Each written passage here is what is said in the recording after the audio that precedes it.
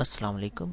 आज हमारा lecture number है 19 और आज हम ओवरलोडिंग ऑपरेटर्स में से डबल एंड को पहले डिस्कशन में लेके आएंगे और उसके अलावा ओवरलोडिंग ऑपरेटर में ये ग्रेटर देन और डबल इक्वल और नॉट इक्वल, ये इसका क्या फ़ायदे होते हैं या क्या इसका मतलब है, ये अब हम इसको आज है ना समझेंगे और इसके बारे में इस कोड को चला के पहले देखते हैं तो फिर अब चलता भी है कि नहीं, पहले तो ये कंपाइल होता है कि नहीं। कंट्रोल प्लस F9 किया मैंने, अब उसके बाद कंट्रोल प्लस F10 किया तो यहाँ पे उसने जिस तरह बुलियन में वैल्यू आती थी ना, ट्रू में 1 और फॉल्स में 0, तो वो उसने यहाँ पे दे दी है। बाकी तो स्ट्रिंग्स मैंने वो पहले लिखी हुई थी, ये it is a true, it is a false, it is a condition check.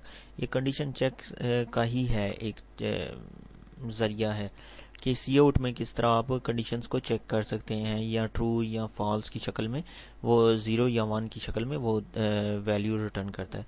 हुआ क्या है, मैंने किया क्या हुआ है कि a इक्वल टू 4, मैंने a को इनिशलाइज कर दिया 4 के साथ, और फिर 1 से मैंने कहा है कि 1 से बड़ा है a, एंड a जो है वो बराबर है 4 के।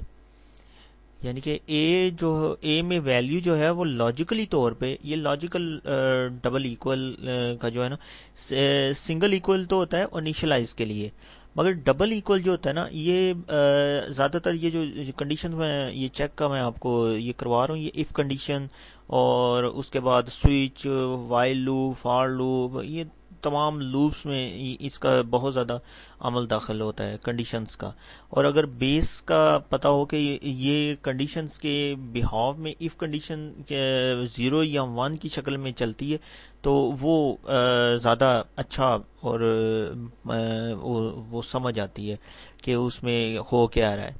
अब ये है कि जैसा कि हमने ये देखा है कि a 1 से बड़ा है a, इसका वैसे अगर मतलब किया जाए ना तो 1 से बड़ा है a, एंड भी वो लॉजिकल एंड, वो लॉजिकली तौर पे वो चेक हो रहा है कि दोनों बराबर हैं, तो तब वो एंड 1 देगा। ये वाला जो एंड है ना बीच में डबल एंड डाला हुआ है, ये फिर 1 है ना रिटर्न करेगा अगर दोनों, क्योंकि हमने ट्रूथ टेबल में भी देखा था कि एंड जो है ना वो दोनों तरफ ट्रू हो तो तब वो ट्रू देता है एंड का।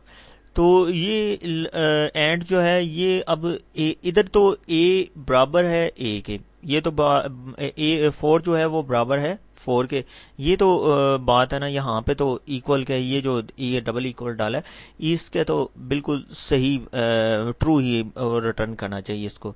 और यहाँ पे जो है वो 1 से बड़ा है 4, ये भी बिल्कुल ठीक है क्योंकि 4 हमेशा 1 से बड़ा ही होता है, तो इसलिए ये ट्रू है ना, यहाँ पे भी ट्रू उसने दिया है और इसने भी ट्रू दिया है। ये जो नीचे थे ये वाला इसने भी ट्रू दिया है। तो ये जो एंड है ना बीच में, इसने फिर जब दोनों तरफ से ट्रू मिला है उससे, तो वो फिर उसने वहाँ पे ट्रू यानी कि 1 हमें आउटपुट में दे दी है। अब उसके बाद यहाँ पे नीचे देखें ये फॉल्स क्यों हुआ है, वो फॉल्स इस वजह से हुआ है कि मैंने यहाँ पे a नॉट इक्वल टू 4 कर दिया था। यानी कि 4 जो है a में जो 4 पड़ा है, 4 जो है वो नहीं है बराबर 4 के, नहीं है बराबर 4 के। ये आम उर्दू ज़ुबान में यही मतलब इसका बनता है। और ये मैंने हालांकि 4 के, तो 4 जो है वो बराबर ही होता है 4 के, मगर मैंने यहाँ पे नहीं है बराबर 4 के वो कर दिया, तो इस वजह से वो 0 उसमें आउटपुट। एक दफ़ा फिर हम रन करके देखते हैं तो फिर ज़्यादा हमें क्लियर होगा कि ये जो बात मैंने आपको समझाई है, बताई है, उसका क्या मकसद क्या था। अब ये देखें यहाँ पे तो इक्वल लिखा है ना ऊपर, और यहाँ पे नॉट इक्वल लिखा है, और नॉट इक्वल की वजह से वो जो ट्रू थी वैल्यू, ट्रू यानी कि 1 उसने दी है पहली दफ़ा आउटपुट में और सी आउट में और वो कंसोल के ऊपर, तो यहाँ पे अब उसने 0 दे दी है। ठीक है, अच्छा अब ये है कि ये तो था एंड के साथ। अगर हम यहाँ पे आर डाल दें, डबल आर, और यहाँ पे भी डबल आर डाल दें। ठीक है, उसके बाद यहाँ पे पहले इसे कंपाइल करें। कंपाइल किया तो कोई एरर नहीं है, वार्निंग भी कोई नहीं है, बिल्कुल सही है कोड।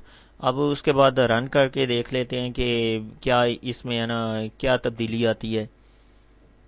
अब ये देखें, जहां पे हमने एंड डाला था ना, एंड लिखा था, वहां पे डाल दिया आर। आर का ना ऑपरेटर ये आर इस्तेमाल किया, और आर इस्तेमाल करने से बाकी तो वैल्यूज वही मैंने लिखा है कि जी ट्रू, ये 1 से 4 बड़ा है, और 4 बराबर है 4 के, और 1 से 4 बड़ा है।